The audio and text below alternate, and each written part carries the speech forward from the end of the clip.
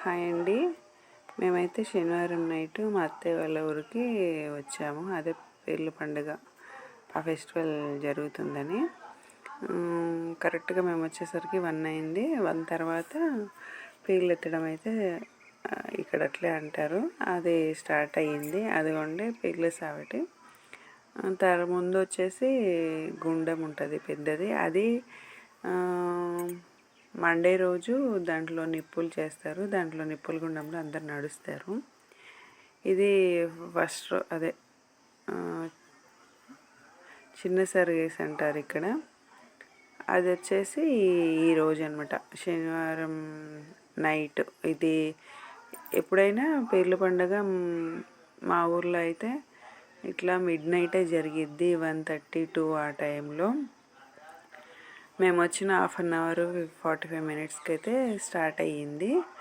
ఇంకా మా ఊర్లో ఉండేది ఈ 3 పీర్లు. ఇట్లా అదే మేళాలతో ఊరేగింపులాగా చేస్తారు. మేము మా ఊర్లో ఉన్నప్పుడైతే అసలు మాకు తెలియదు వీటన్నింటి గురించి.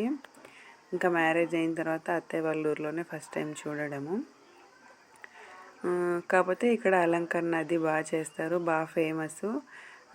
లాస్ట్ అదే పీర్ల పండుగ రోజుకైతే ఆల్మోస్ట్ మా ఊర్లో ఉన్న ప్రతి ఇంటికి అందరు రిలేటివ్స్ని అయితే కంపల్సరీగా పిలుచుకుంటారు.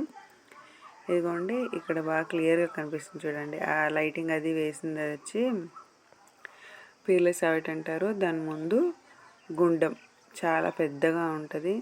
నెక్స్ట్ వీడియోలో నేను ఆ గుండం అనేది కూడా మీకు క్లియర్గా చూపిస్తాను. అసలు ఏంటి, ఎలా ఉంటుంది, దాంట్లో ఎలా నడుస్తారు అనే దాని గురించి అయితే చెప్తాను. ఇంకా ఇక్కడ ఈ 3 పీర్లు అంటే ఎవరెవరు స్వామి, మన తెలుగు వాళ్ళల్లో కూడా ఉంటారు కదా, అలాగే మస్తాన్ స్వామి, మౌలాలి స్వామి అని ఏదో ఇంకా డిఫరెంట్ నేమ్స్తో ఉంటారు. అయితే చాలా నిష్టగా మంచిగా చేస్తారు ఇక్కడ కూడా. మా ఊర్లో అయితే ఇది చాలా గ్రాండ్ ఫెస్టివల్ అనమాట. అందరూ కంపల్సరీగా ఎక్కడున్నా సరే, ఏ ఊర్లలో ఉన్నా సరే ఈ ఫెస్టివల్కి అయితే మా ఊరికి వస్తారు.